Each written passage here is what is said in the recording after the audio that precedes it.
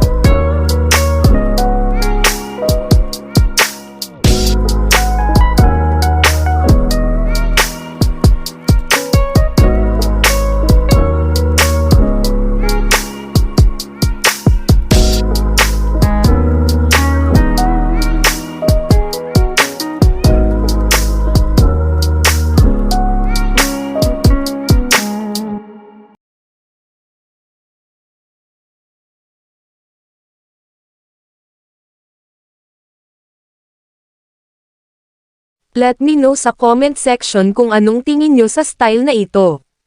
Follow me for more.